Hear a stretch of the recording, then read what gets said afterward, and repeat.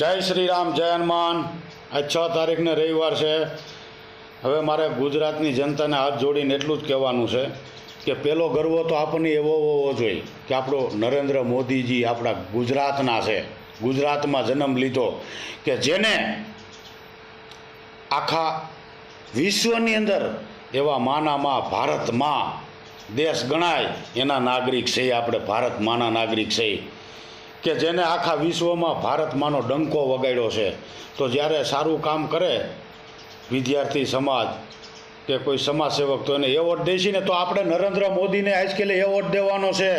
કમળનું button દબાવો, મોદીને વિજય બનાવો, કમળનું બટન દબાવો, બીજેપીને વિજય બનાવો, કમળનું બટન દબાવો, રૂપાલાને વિજય બનાવો।